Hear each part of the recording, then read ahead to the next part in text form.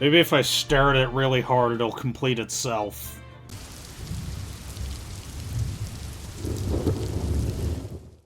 Hello, welcome back to P-Storm. I am Pluvius Lilon, and today we're playing Phoenix Wright Trials and Tribulations, and Gumshoe is just as pissed as we are. So yeah, we are on episode 3. I forget where we are in the walkthrough, cause, yeah, I'm looking at a walkthrough because I really don't feel like using the brain power to get through this episode myself. But okay, So, according to the boys down at the lab, the doodles were probably made by the victim. Probably? Analyzing this kind of writing is difficult, since it's done with a fiber-tip pen. But don't worry, I'll vouch for it. Why would Gumshoe have to vouch for it?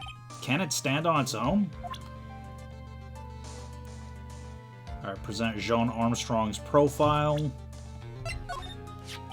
The chef of Très Bien, huh? You know what that chef said to me? Oh la la, your body is full of la toxins. And then he gave me this bottle. Oh, I think I already read this.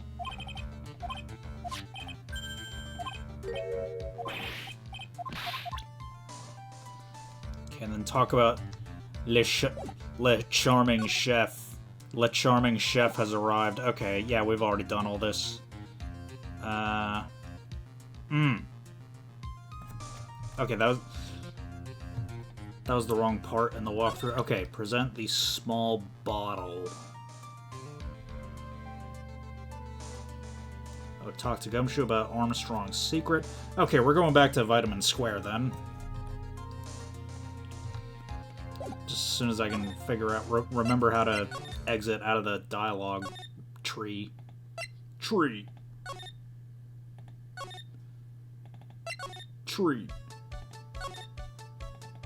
Hi, Maya. Bye, Maya. The old guy's not here anymore. Drat. I still have some unanswered questions for him.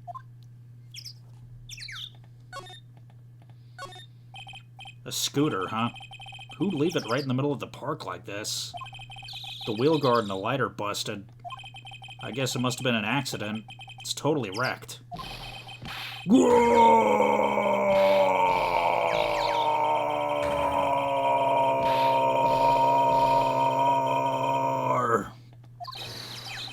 Hey, what do you think you're doing with my bike? No, I was just... You've been messing with my new ride? Is that what you've been doing? New ride? Isn't that kind of an old... You's gonna pay for this. It wasn't me. I was just passing by. Hey, then who's the one that covered my saddle in crap, huh? You's gonna pay, you catch my drift? No, wait a sec. I'm not a pigeon, so I couldn't have done it. A wise guy, huh? I oughta beat you so hard it'll feel like you was smooching the express train. Uh-oh. You's better watch your back. This ain't over. I'm gonna round up a group of lawyers and then you's gonna pay. Actually, I'm a lawyer myself. What do you say? I'm Phoenix Wright, attorney at law. Phoenix Wright? You saying you, Phoenix Wright? Yeah, I am. So you was a wise guy too, huh? 'Cause I'm Phoenix Wright, the one and only. What?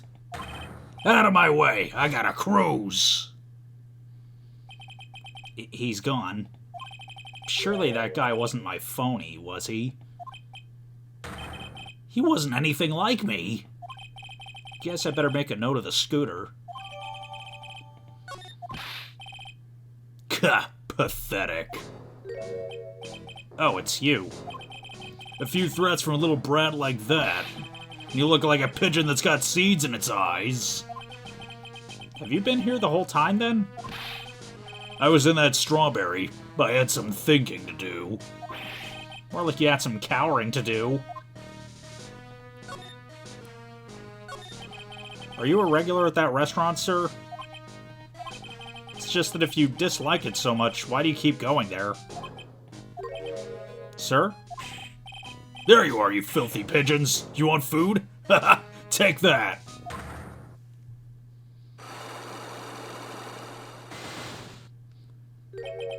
I knew it. This old guy's got something to hide. But what could it be? Alright, let's present the Magatama, I guess.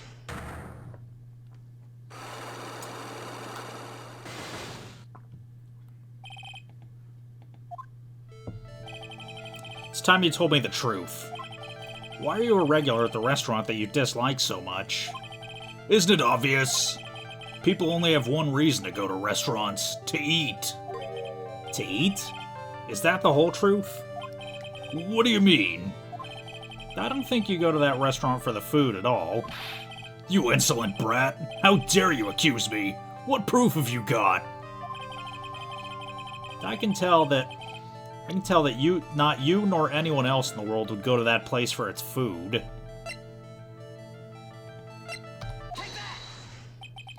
The proof is in the pudding, or in this case, the lunch menu.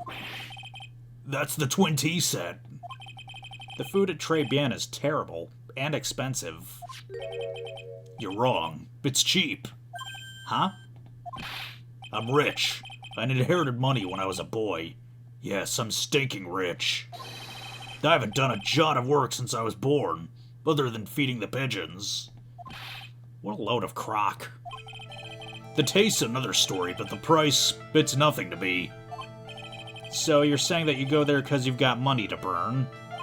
Exactly. I have so much cash I go for a swim in my money vault every day. Unfortunately, that's a lie. What? You don't have money to burn. You're flat broke.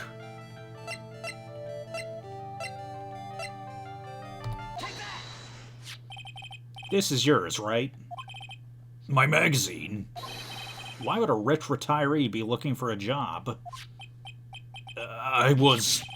So what? So I was looking for a job. I'm buying a lot at the moment. I need spending money. Oh? I don't go to that restaurant for food. I just go for the Javachino. Yeah, I think you mean a cappuccino. Anyway, how much does a cappuccino cost there? $8. Those had better be some golden beans. I don't know, again, this game takes place in 2018, and $8 sounds about right for a cup of cappuccino in 2018. What's your problem?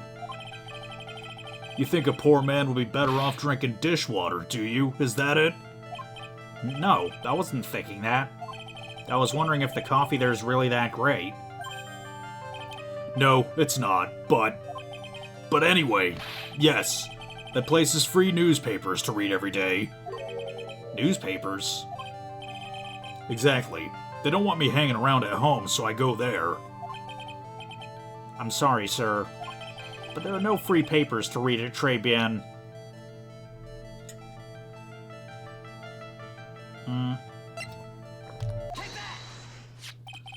Take a look at this. What is it? It's a newspaper I found behind the magazine rack at Très Bien. So, what of it? This was the only paper there, and it's dated more than 1 month ago. What? Do you see what I'm getting at here? That restaurant doesn't get newspapers. This is just one that a customer happened to leave behind. Tell me, why are you so determined to hide the truth? I'm not hiding anything. I'm going to have to put this guy out of his misery. Listen, the real reason why you go so much to Très Bien is... What are you asking me about that girl for? She was the waitress at Très Bien. Therefore, the answer to the mystery is why an old man would drink expensive coffee at a terrible restaurant is the waitress. But I don't recognize that face. You're probably telling the truth here. Because you weren't looking at the girl's face, but at her outfit. That's the truth, isn't it? You became a regular at the restaurant because of the waitress's uniform. That uniform is all you can think about, isn't it? I can't take it. To you, that waitress was your... Enough! Please, no more. Stop saying that word. Stop saying waitress. Stop it, stop it, stop it.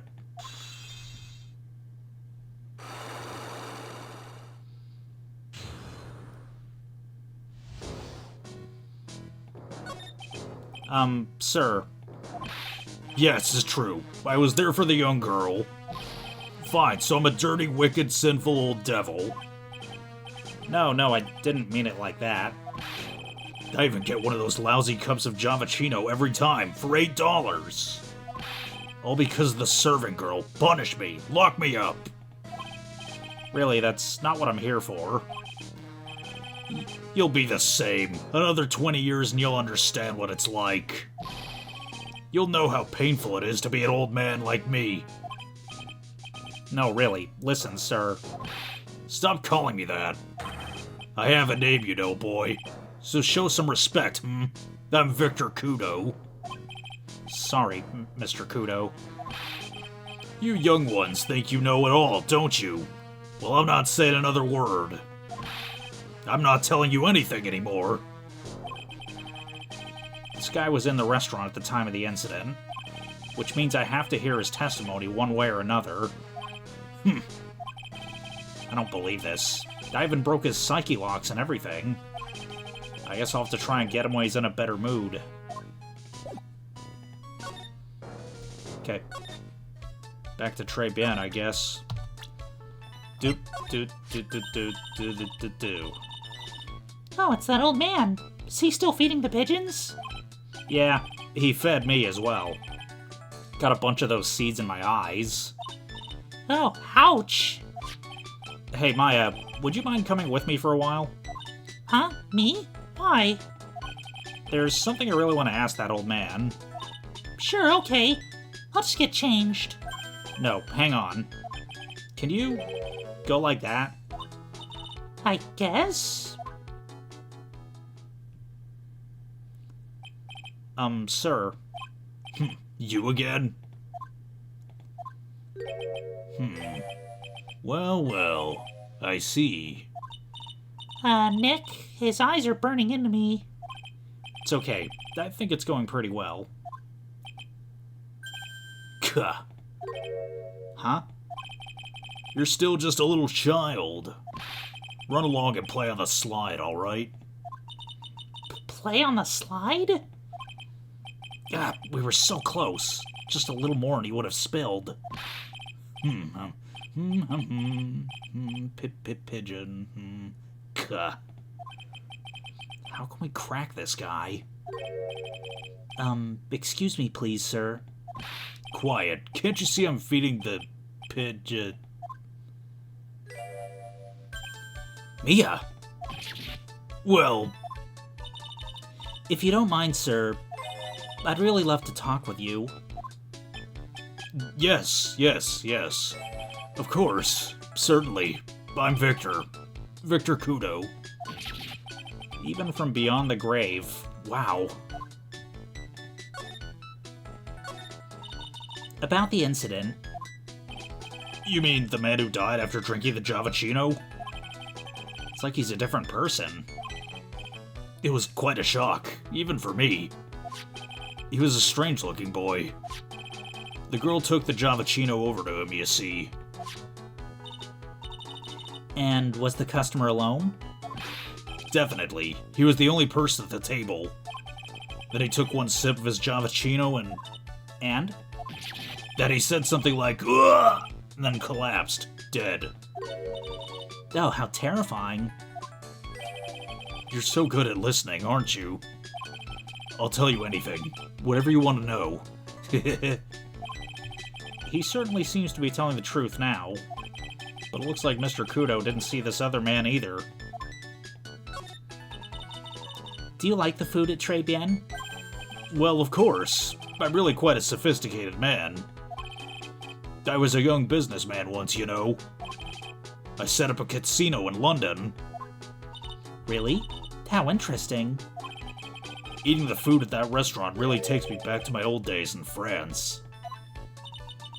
What a lovely story. London's in England, not France. Oh, yes. France is wonderful. I'd love to show you around the city sometime. It's too much. I can't take it. I want France. I can't believe Mia's laughing at the guy. You visit Tribulations a lot, don't you? Of course, I mean, yes. I'd like to come and see you there. Really? Oh, you flatter me so. The owner should be delighted to welcome you, I'm sure. Be careful of that chef, my dear. The chef? You mean Mr. Armstrong? That's right. The man's an ex-con.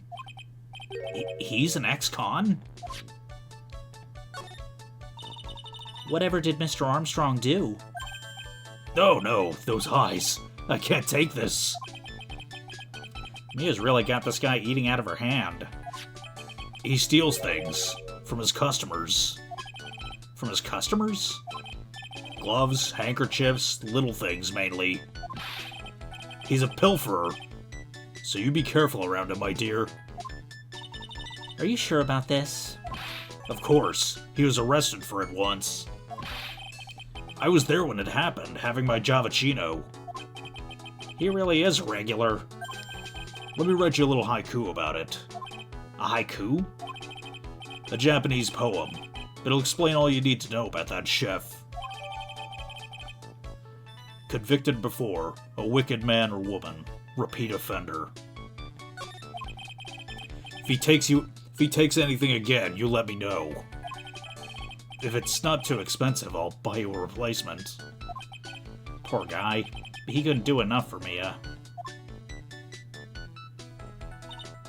Okay, Phoenix. That's about as much as I can do to help. Thanks, Mia. We got some really important information thanks to you.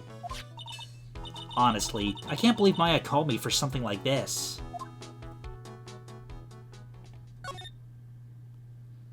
Okay. I guess it's about time to wrap up today's investigation. Had enough of being a waitress? Yeah. Plus, no one came to the restaurant.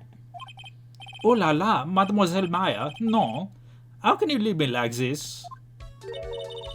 I'm sorry. That reminds me. Mr. Armstrong had a Psyche Locker 3, didn't he? I'm going to have to break those. Mr. Armstrong, I hope you won't mind, but I'd like to have another word with you. Volunteers, of course.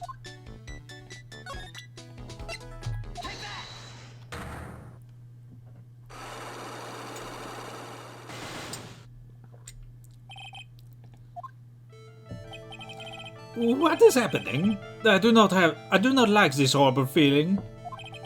I have to know the truth. What happened that day? Lord, I will confess everything. Just don't hurt me. Huh? Well, that was a new world record. It was a lottery ticket. A lottery ticket? The man who died here had a lottery ticket. For $500,000. $500,000? Oui, but after the incident, this ticket... it disappeared. The ticket disappeared? This was the motive that the prosecution gave for Maggie. They said that she poisoned the man to get the $500,000 lottery ticket. Why didn't you tell me about this sooner? My lord. You've been trying to hide this information about the ticket from me. And I want to know the reason why. No, monsieur. Do you doubt me? But I have confessed everything I know to you. Mr. Armstrong, the $500,000 lottery ticket, I think I know who took it. I think the winning ticket was stolen by this person. Mr. Armstrong, I believe there's a very high probability that it was you. Ah! Wow. That's one piercing scream, even for a man like him. Mais pourquoi moi? Mais pourquoi moi? Why? You have no evidence. I'm not Mask the Mask. I'm not the kind of person who steals the property of others. Sorry to disappoint you, Mr. Armstrong, but I have evidence to the contrary. I present to you proof that you've stolen from others in the past.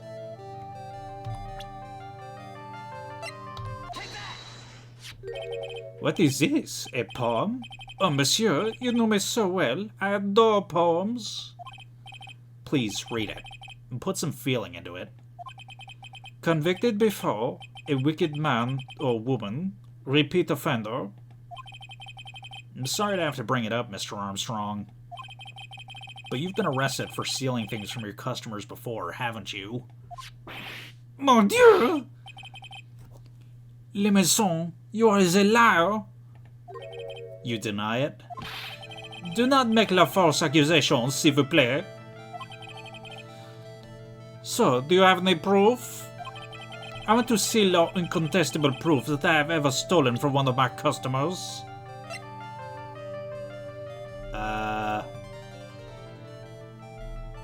Oh, right, the Magatama.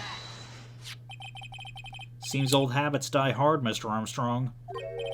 What is that? This is my Magatama. I found it in your kitchen. No! Wow, that scream just about broke some windows. Oui. Pee. I have a weakness for little trinkets and la figurines. Man, that just slips out. I cannot stop it. You've stolen handkerchiefs, gloves, and other things from your customers, right? Oui, it is la truth.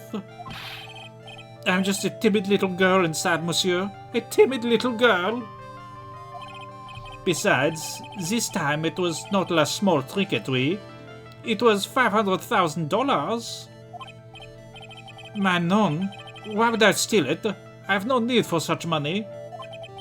Really now? Oh, monsieur, what is it? Isn't it true that you're in some pretty serious trouble? That you're in desperate need of a large amount of cash? Yeah. This restaurant's deep in the red, isn't it? You have a loan to the tune of $500,000. That lottery ticket would have wiped out your debts. Well, Mr. Armstrong, what do you have to say for yourself now?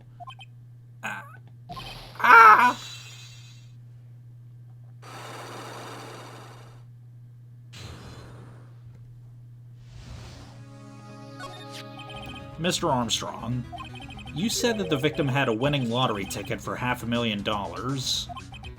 How'd you know he had something like that in the first place? The man, he was listening to la radio with his earpiece. Maggie said something about that too. La winning number was announced on la news, I think. All of a sudden, he exploded. Yes, $500,000, he shouted. And the ticket? Oui, he had all of his tickets spread out on la table. I was so desperately in need of money, so I... Put the poison in his coffee? No. Oh, no, you naughty man. I simply helped myself to one of his tickets. What? La victim collapsed and Maggie passed out. I thought to myself, pourquoi pas? He had so many of them. Yeah, but only one of them was the winning ticket, right? How could you do that, Mr. Armstrong? Maggie was arrested because of you. No, this is not true. I did not take it. La ticket for $500,000, I mean. But you just told us you did. You said you took a ticket. Man, no, ma fille. It was not...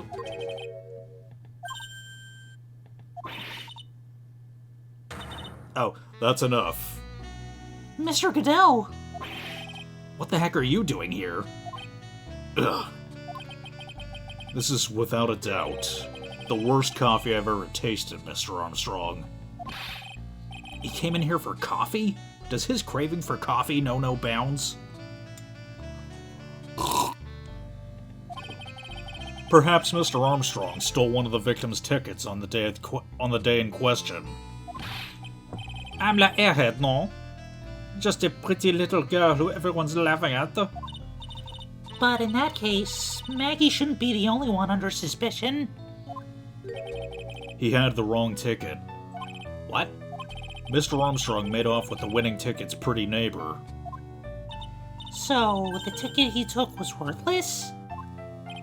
Not quite. He did win something. $1. You see? I'm just a pretty face. Without my looks, I have nothing. So, what happened to the winning ticket then? The one he meant to steal? Indeed, what did happen to it? I don't like spoiling myself by watching trailers, so we'll just wait and see how the movie turns out tomorrow, won't we?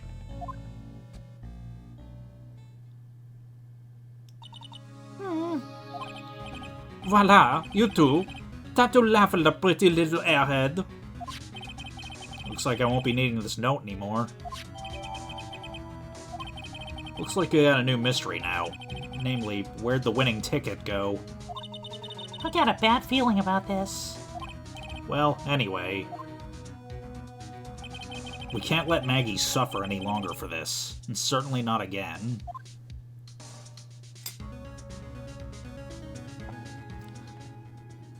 Okay. Oh, wow. We actually have enough time to start the trial. Alright, let's do it.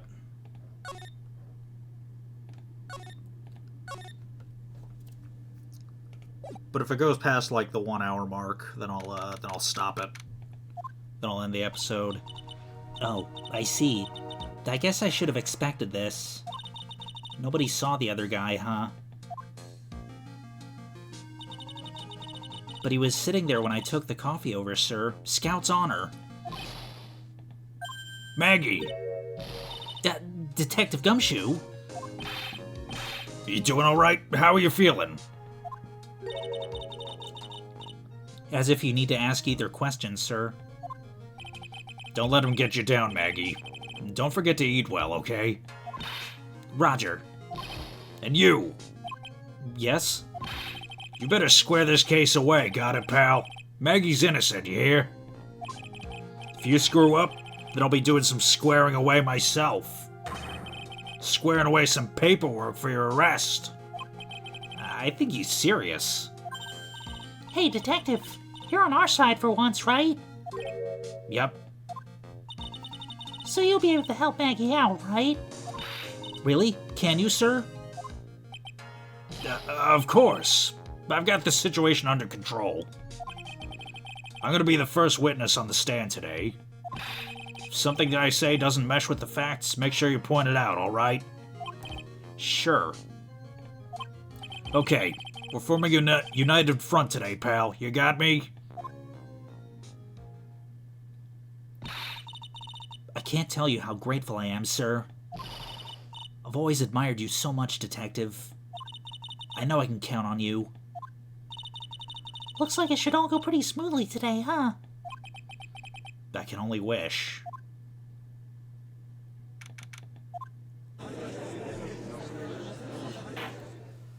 Court is now in session for the trial of Maggie Bird. The defense is ready, Your Honor.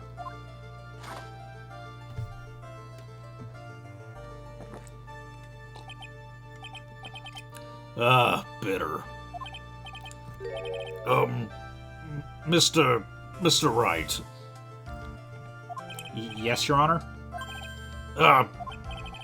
What's wrong? Nothing. Just whatever I addressed you in the previous trial, your response was... You was talking to me? It was a little, well, intimidating. No, that wasn't me. That was the phony Phoenix. I see. So our trusty Phoenix Wright is back with us now, is he? Our trusty? So, Mr. Godot, your opening statement, please. Mr. Wright, whether you're fake or the real deal, we'll find out soon enough through this trial today. But I can already tell you, I'm the real Phoenix Wright. I wasn't questioning whether you're Phoenix Wright or not. I was questioning whether you had studied law or not. That's what I intend to find out. There's no denying it. Behind that mask is a man who really hates me for some reason or another. As everyone is aware, the court has already given its verdict on this case once. Therefore, I won't stand for irrelevant testimony during this retrial. Nor will I stand for a simple repetition of the evidence presented in the last trial. I'm not planning on repeating anything that phony me said, trust me. Now then, Mr. Godot, please summon your first witness.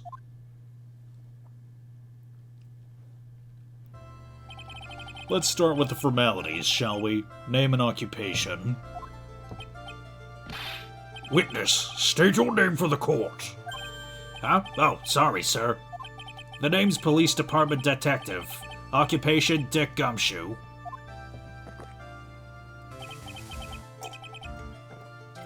Other way around, Detective. Huh? Oh, sorry. Anyway, I'm the officer in charge of this case since yesterday, sir. Since yesterday? Yeah, the guy who was on the initial investigation is tied up with another case now. I hope Gumshoe's really got everything under control. For everyone's sake. I see. So, Detective Gumshoe, would you outline for the court the basic facts of this case? Yes, sir. The victim's name was Glenn Elg. He's a professional programmer. He was on the payroll of Blue Screens, Inc., a local company. This was the victim's autopsy report. The court accepts this into evidence. And here are the floor plans of the restaurant. When the incident took place, the victim was sitting right here. The poisoned coffee was brought over to him by the waitress. The waitress being the accused? Yeah. The victim died from poisoning almost immediately after he took a sip of the coffee. At the time of the incident, there were two other people in the restaurant. Mr. Jean Armstrong, the owner and chef, and a regular by the name of Mr. Victor Kudo.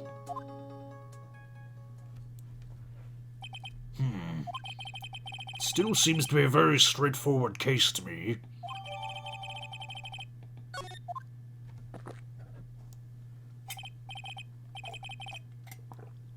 Come, Detective. Take up this hammer and nail the defendant's coffin shut with your own two hands. Now then, Detective Gumshoe, let's have your testimony. Yes, sir.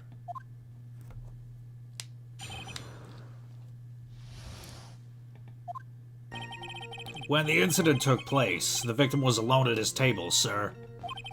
We understand that the guy, Glenn Elg, was listening to the radio at the time. Traces of poison were found in his coffee cup. And what we found was potassium cyanide. That stuff really packs a punch.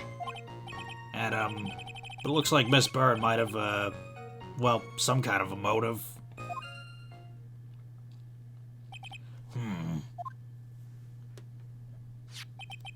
Using the dark, aromatic depths of coffee to conceal the poison.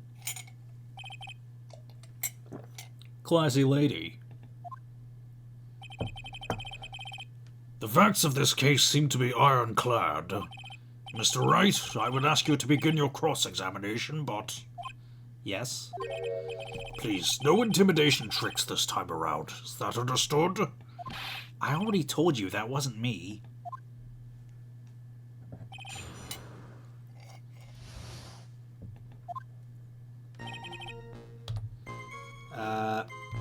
Alright, this one. Can I stop you for just a minute? Huh? What is it? Did I say something that contradicts the evidence? He's so desperate for that to be true, he's practically crying. Your testimony just now doesn't match the testimony given by Miss Bird. She claims that there was another man at the victim's table. Yeah, that's what she said, and I... What killer wouldn't say that when faced with a homicide conviction? Hey. Sadly, her testimony isn't supported by the owner or the other customer. Isn't that right, Detective Gumshoe? Yeah, that's true. The two testimonies tie up on that. They both said there was no other guy at the table. What should I do? Should I press on this point a little harder or not? Let's see.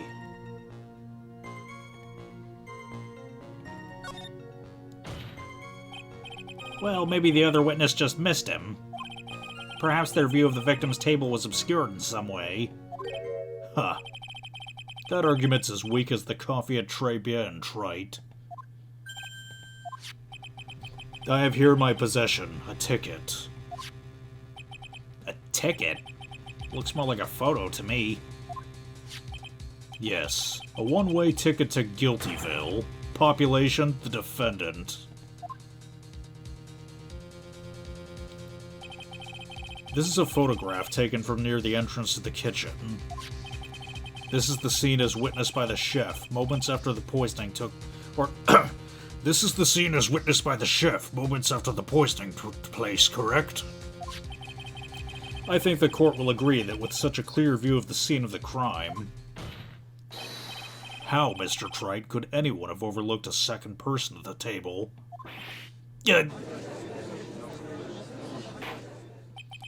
It certainly seems to show the victim's table extremely clearly. I mean, maybe he was hiding behind the partition. You know, might not have been seated the whole time.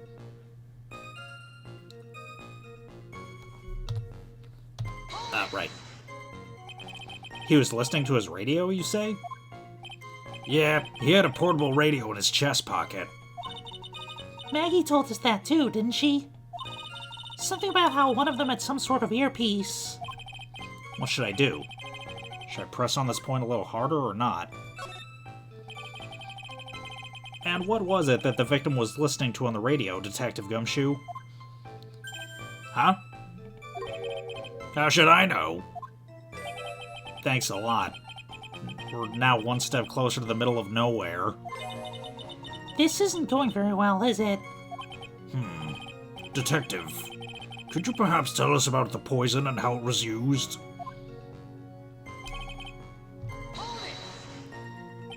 So, traces of the poison were found in the coffee cup and nowhere else? Not sure I get you, pal. Was the poison a liquid, or was it a powder? If I had to put it in layman's terms, I'd say it was a powdery substance. So the poison could have been in anything that was on the table. Sugar, salt, pepper. Huh. So you put salt and pepper in your coffee, Trite. The victim took his coffee black with no sugar.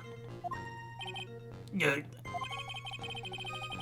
seems that the poison could only have been put in the coffee. What should I do? Should I press on this point a little harder, or... Are you absolutely certain that the victim even drank any of his coffee? Huh? What do you mean? According to this file, the poison was found in the victim's coffee cup. But what proof is there that the victim ever drank any of it? Oh, hey, you're right. This is what I was thinking. In case you were wondering, that last objection was for the detective there. Huh? For me? Oh, hey, you're right. You may be fooling the court, but I'm not falling for it.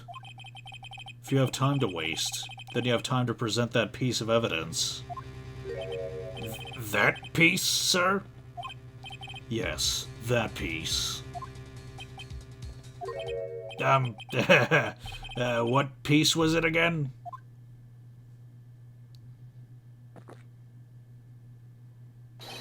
This. Should I be grateful this coffee's only hot enough to give me first-degree burns? Oh, now I remember. This is the, victim's coffee cup. Yes, the victim's cup. Take a good look at the rim. Oh yes, it's unmistakable. There's clearly a coffee stain on it. conclusive proof that the victim did drink the poisoned coffee that was in his cup. The victim gulped down the bitter death that the waitress brought to him, like this. For the record, the only prints on the cup were the victims and the defendants. I don't know, maybe they just never washed their cups. Upon further investigation of this cup, we found a certain chemical substance.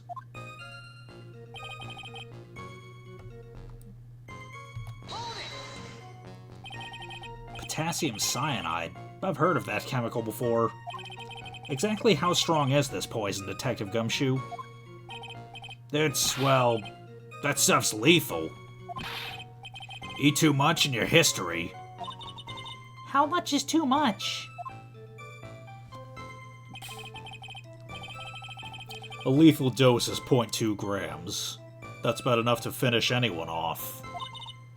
0.2 grams? How much is that? You know when you swab your ears for earwax? Yeah, about that much. Earwax, huh? Sounds like something Gumshoe's got an abundance of. I mean, it's really not good to swab your ears. Use an Ototech loop. Such a small quantity of poison could have been concealed anywhere.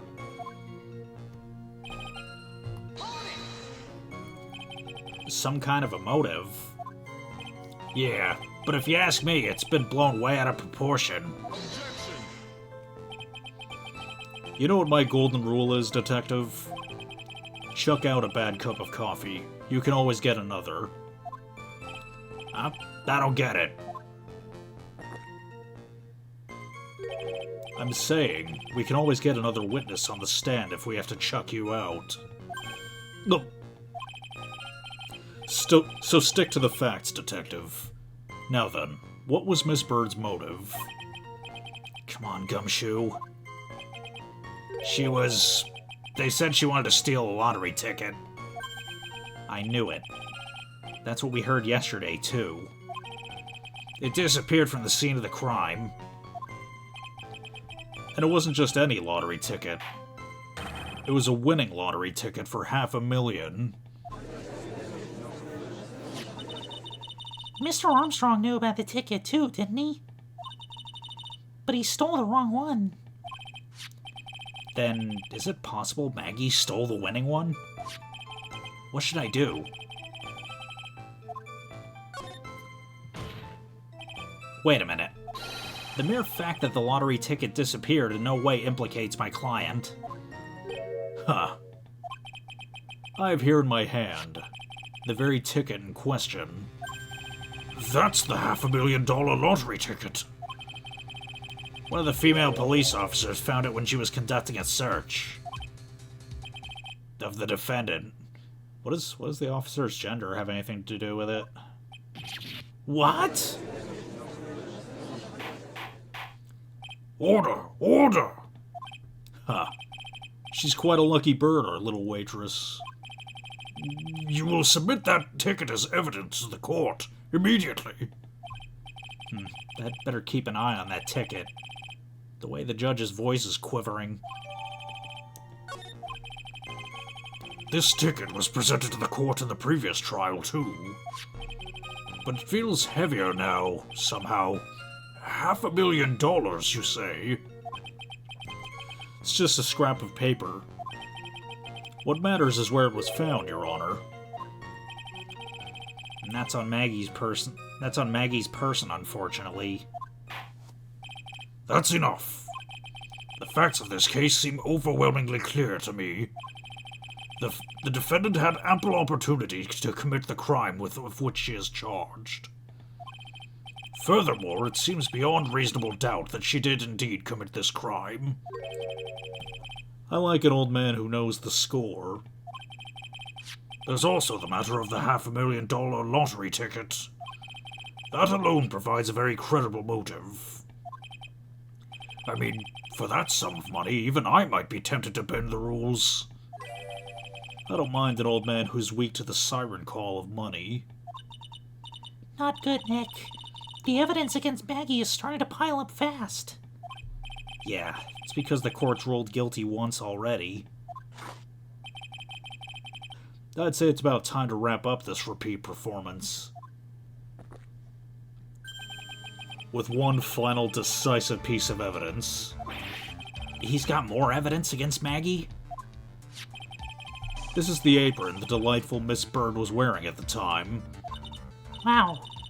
Not the cleanest apron I've seen. That stain looks like it can't be blood, can it? Huh. Seems the star of our play was a little flustered. And somehow spilled coffee on herself. The coffee? That's not exactly the first thing that caught my eye. Of course, the coffee stain isn't the most interesting thing about this apron. No, there's something else that stands out even more. Something else? I presume you mean... Of course, I'm referring to the pocket. The pocket? A search carried out right after the incident uncovered this. Potassium cyanide, the very poison used by the killer, was in her apron pocket. A bottle of poison in Maggie's pocket? Yeah, and Maggie's prints were the only ones on it. What? Order! Order! The court will accept these items into evidence. There's something still bothering me, Mr. Godot. Why have you not explained the bloodstain to the court? Bloodstain? What bloodstain would that be? Don't play games, prosecutor. The blood-covered stain that's smeared all over the apron. That's ridiculous. No one told me anything about a bloodstain. You don't need to be told, just look at it. Well, Detective, could this stain really be blood? No way, sir. It's just ketchup, sir. Ketchup? She must have gotten some on her apron while she was taking someone their breakfast that day. You could have spoken up a little sooner, Detective Gumshoe. Pull a stunt like that again and I'll have you drink 17 cups of ketchup, witness. Yeah, I thought everyone knew what it was already. I haven't seen anything yet to make me doubt the last ruling I made on this case. The motive, the opportunity, and the supporting evidence. They've all been clearly established. Well, Wright, it seems you really are a phony after all. You really know how to drive a man nuts. Witness, please continue with your testimony. Describe for the court the crime scene and all the findings of your investigation there.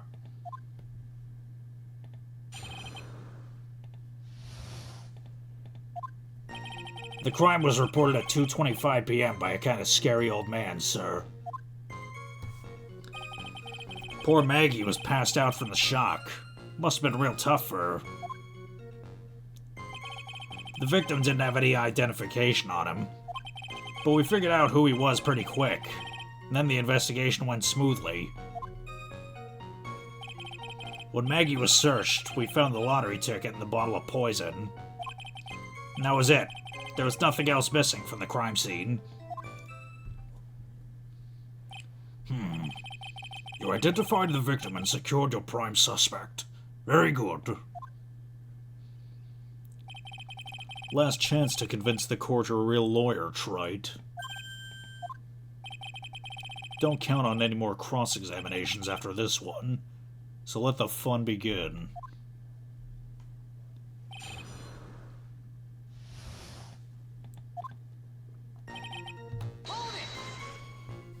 Scary old man, Detective Gumshoe. There's an old man who's a regular at the restaurant where the incident happened. Yeah, we're obviously talking about the same old man. Officers were dispatched right after the report came in, but the old guy still made a fuss. What took you so long? Then he hurled abuse at him, and seeds. Seeds. Huh. It was nothing. I caught each one with my teeth. Guess not even the mighty Godot can avoid being attacked by that guy. The old man was the only other customer in the place at that time. He took his time finding a payphone, apparently, so he was late reporting the crime.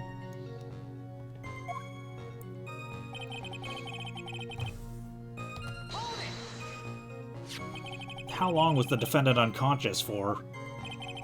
The officers got to the crime scene at around 2:40. Maggie was still out cold in the kitchen at that time. Took another 10 minutes or so before she came to. And shouldn't you have taken her to a doctor or something? She was passed out for that long. I would have liked to have been on the scene myself. I bet you would have liked to have carried out the search too. I would have loved to see Maggie asleep like that, all pretty and peaceful. You're a professional detective, Gumshoe, not a professional birdwatcher. Save the romantics for your own time, detective. All we need to know about is the investigation. Oops, I guess I'm pretty red right now, aren't I?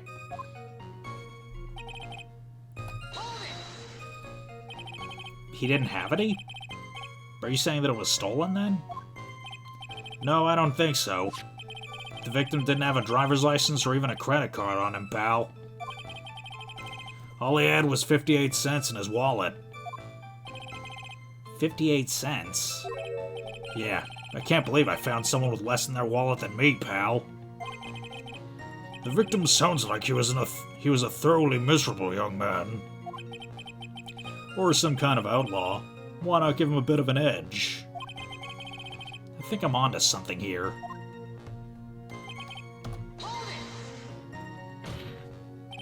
Wait a sec. Huh? Did I say something dumb again? Let me paraphrase what you've just testified to the court. The victim didn't have any form of ID on him. That's basically what you said, yes? Yeah, basically. In that case, how are you able to identify the victim so quickly? Oh, that. He's so let down, he's got the whole sagging shoulders and puppy eyes thing going. There was a prescription bag in the victim's table along with the lottery ticket. Seems Mr. Glenn visited his doctor before he went to Tribulations. We got the victim's name. We got the victim's name from the medical records of the doc who prescribed the meds. That's a reliable enough source for the court. What should I do? Should I leave this alone or ask to hear more?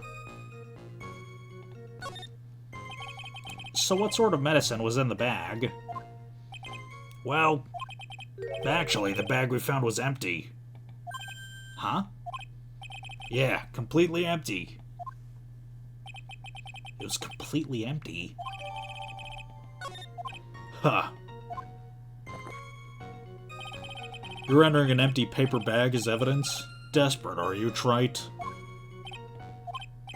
Now, what happened with the investigation after that, detective? Oh, I guess, whatever I picked was the right option.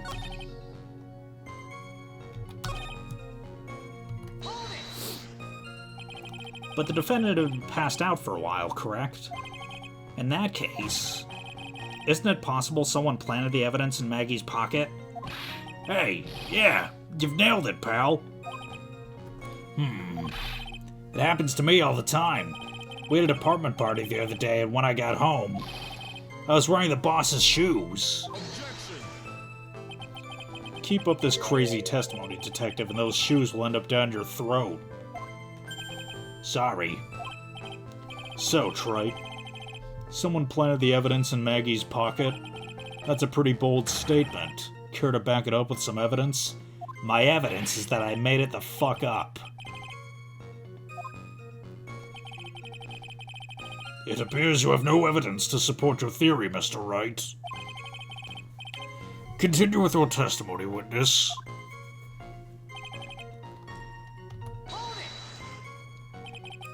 So the $500,000 lottery ticket and the bottle of poison were unaccounted for. Yeah. Interesting. It's true that those two items are unaccounted for, but wasn't there another lottery ticket that was stolen that day? Oh, yeah. The one the restaurant owner took. He won a whole dollar with it. What a lucky guy, huh? They're just going to let him get away with it. It was just $1, Detective. I guess no one cares when it's that little. Except for Gumshoe. If I don't find a hole in this testimony, the judge is going to hand down his verdict. Gumshoe isn't giving us anything to work with. And we can't find any contradictions if he doesn't give us something. Yeah, that's true. But Maggie and Gumshoe are like Dumb and Dumber. Our only hope is that they were so dumb they missed something obvious. Come on, Gumshoe, be the dumbest you've ever been. Okay, I have a feeling the last statement is the one I gotta press. There was nothing else missing from the crime scene. The paper? No.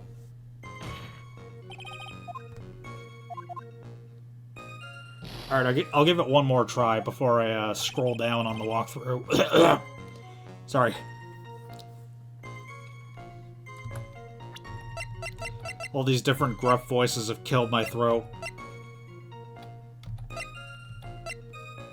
Okay, do.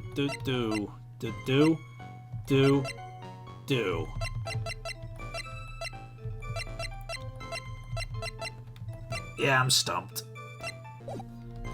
Okay, it says on the 6th statement. 1, 2, 3, 4, 5, 6. That was missing?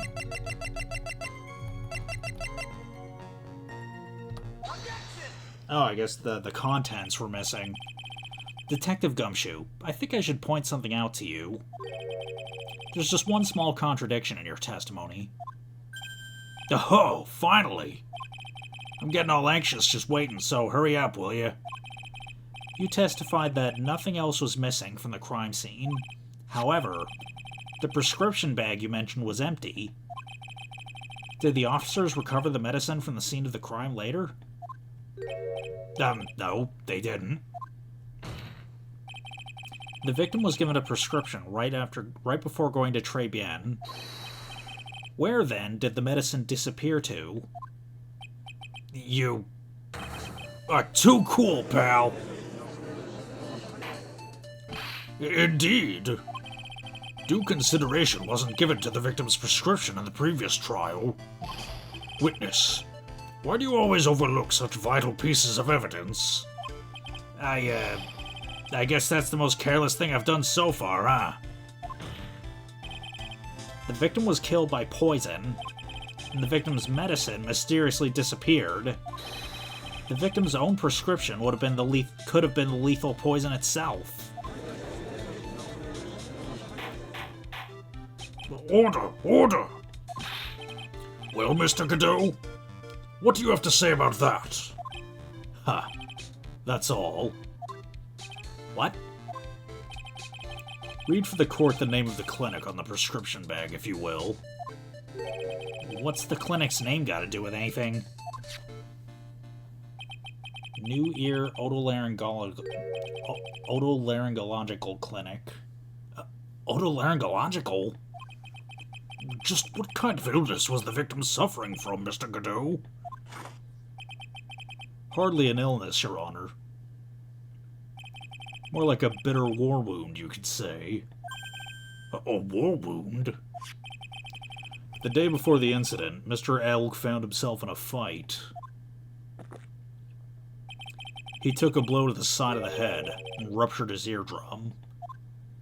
He ruptured his eardrum? Then what on earth was the prescription he was given? It was a cream that was to be applied topically inside his ear canal, not to be ingested. What?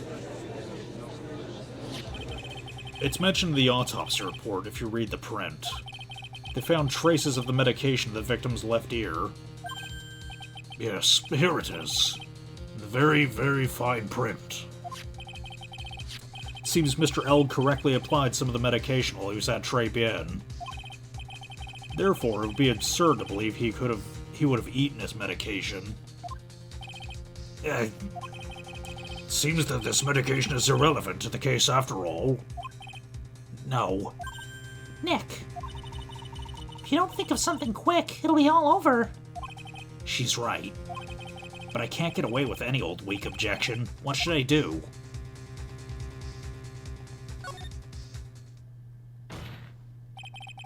Only moments ago, Mr. Godot made the following statement. It seems Mr. L correctly applied some of his medication while he was at Tribulations. If that's the case, then why was the medication not found at the scene of the crime? But the medication in question was for topical use inside the ear canal. That doesn't change the fact that it could not be found at the crime scene. However insignificant it may be, it's a lawyer's duty to pursue the truth. Objection! You know as well as I do that the medication is irrelevant. It hardly seems likely that a prescription drug would contain potassium cyanide. It hardly seems likely that the coffee the waitress served would contain it either. But it did. The possibility is undeniable. That's enough. Mr. Godot, is the detective the only witness to the prosecution?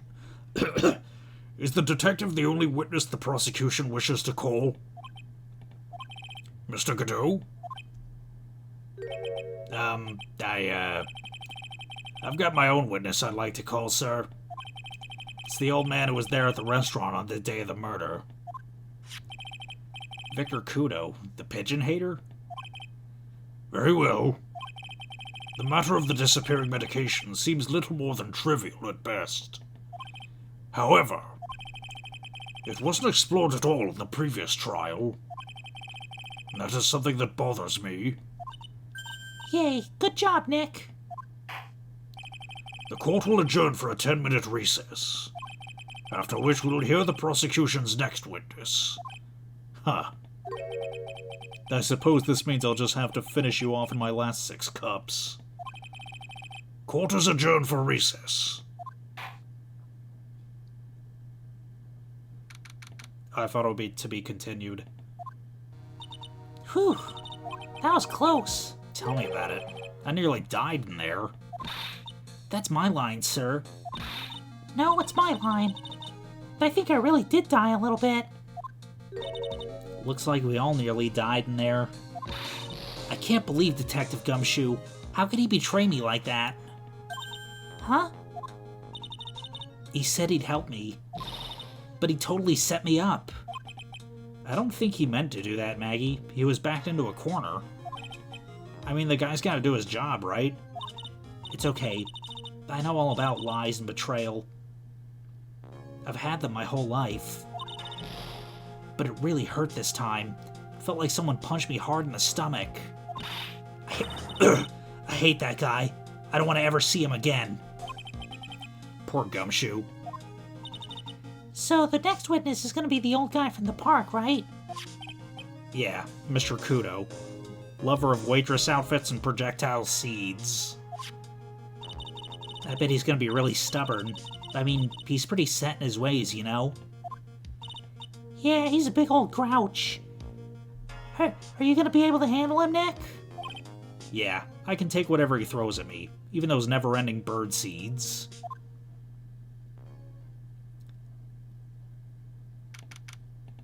Alright, I really gotta end the episode because my throat is like hanging on by a thread right now, but if you enjoyed this video, then no further actions required on your part, and we'll see you next episode.